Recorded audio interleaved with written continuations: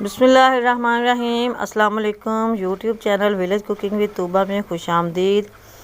जी तो वीवर्स, कैसे हैं आप? उम्मीद है बिल्कुल ठीक होंगे। हमेशा की तरह जहाँ रहें खुश रहें, शाद रहें, आबाद रहें, हंसते मुस्कुराते रहें।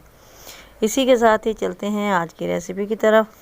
आज मैं लेके आई हूँ करेले गोश्त की रेसिपी। हमने बनाने हैं करेले गोश्त का मज़ेदार सा सालन। कैसे, इसके लिए आपने वीडियो देखनी है, कोई भी पार्ट स्किप नहीं करना। तो चलिए रेसिपी स्टार्ट करते हैं। करेले गोश्त बनाने के लिए मैंने सबसे पहले करेले लिए हैं। 1 kg करेले हैं। मैंने इनकी ये जो ऊपरी स्किन है, थोड़ी थोड़ी, ज़्यादा नहीं, थोड़ी थोड़ी इसकी स्किन को रिमूव करना है और फिर इसको कट लगा के अंदर से बीज निकालने हैं और निकाल के इसको मैं काट देती हूँ। ये बीफ है मेरे पास, तकरीबन 1.5 किलो बीफ है। इसके अंदर जस्ट मैंने सिर्फ नमक डालना है, 1 चम्मच साल्ट और 1 गिलास मैंने इसके अंदर पानी डालना है।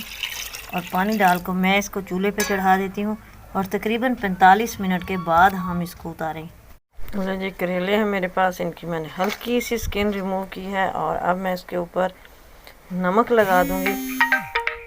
तो 3-4 चम्मच नमक लगा के मैं इसको तकरीबन 1 घंटे के लिए रख दूँगी। बीफ को पकते हुए तकरीबन 45 मिनट हो चुके हैं। ये अच्छे से गल चुका है अल्हम्दुलिल्लाह। अब हम इसे चूल्हे से उतार के साइड पे रख लेते हैं। ये करेले मैंने नमक लगा के रखे थे, इसको तकरीबन पड़े हुए 1 घंटा हो चुका है। ये इसने देखें पानी छोड़ दिया है। ये कड़वा पानी करेलों का जो निकल जाता है। अब हम इसको हाथों से अच्छी तरह मसल के वॉश करके तो इसका पानी अच्छी तरह निचोड़ देंगे। कढ़ाई को मैंने चूल्हे पर रखा, उसके अंदर मैंने 2 कप डाले हैं ऑयल के। ऑयल गर्म हो चुका है। अब हम इसके अंदर डाल देते हैं करेले। करेले मैंने वॉश करके अच्छे से निचोड़ लिए थे, इनका सारा पानी ड्राई कर दिया था। अब हम इनको फ्राई करेंगे।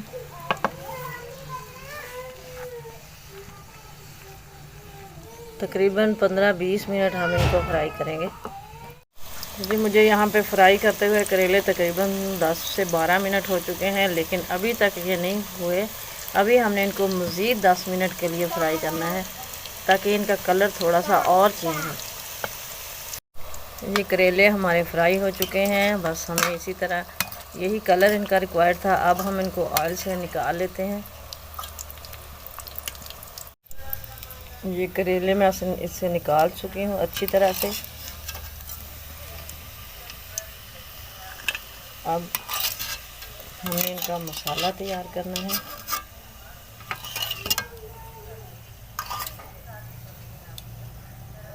तो इसी ऑयल के अंदर मैं डाल देती हूँ प्याज। 3 बड़े साइज़ की प्याज मैंने काट के रखी।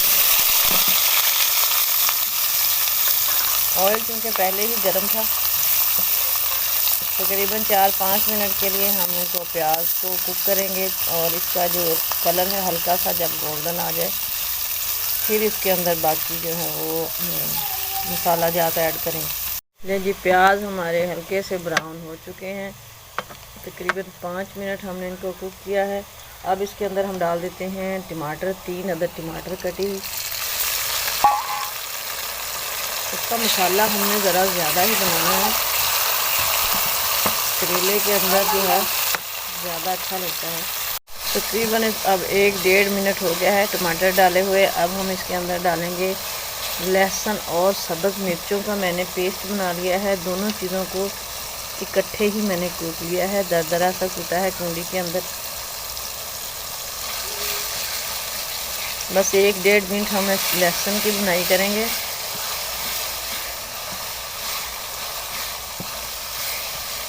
स्पाइसेस डाल देते हैं इसके अंदर। 1 चम्मच जाएगी लाल मिर्च, सुर्ख मिर्च पाउडर,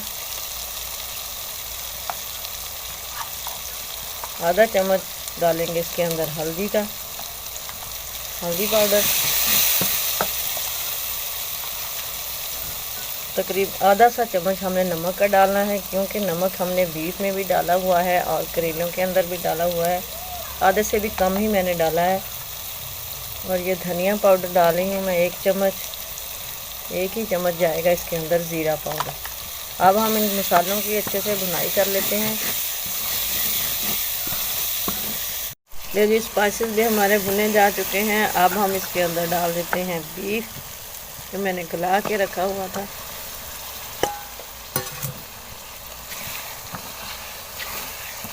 बीफ हमने इसके ये अच्छे से हमारा गला हुआ है गोश्त।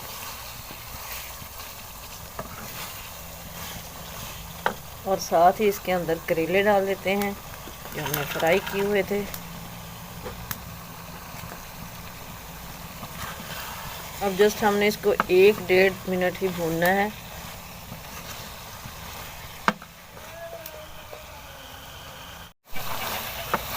ले जी हमने इसकी इतनी सी भुनाई करनी थी।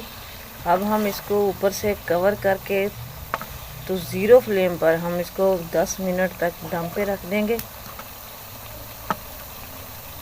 तब ये रेडी हो जाएगा। फिर इसको हम उतारेंगे और डिश आउट करेंगे और आपको दिखाएंगे इसकी फाइनल लुक। लेकिन इसी के साथ अगर आप चैनल पर नए हैं तो प्लीज़ सब्सक्राइब कीजिए, बेल आइकन को भी प्रेस कर दें ताकि मज़ीद वीडियोस का नोटिफिकेशन आप तक बर वक्त और इजीली पहुंचता रहे। लीजिए जी, मज़ेदार करेले और गोश्त की रेसिपी बिल्कुल रेडी हो चुकी है। यकीन जानिए बहुत ही मज़े का बना है, तो ट्राई ज़रूर कीजिएगा। उम्मीद है आज की रेसिपी आपको पसंद आई होगी। तो प्यारे प्यारे कमेंट कीजिए, लाइक और दूसरों के साथ शेयर कर दीजिए। दुआएं कीजिएगा हमारे लिए, दुआओं में याद रखिएगा। मिलेंगे नेक्स्ट वीडियो में, तब तक के लिए अल्लाह हाफिज़।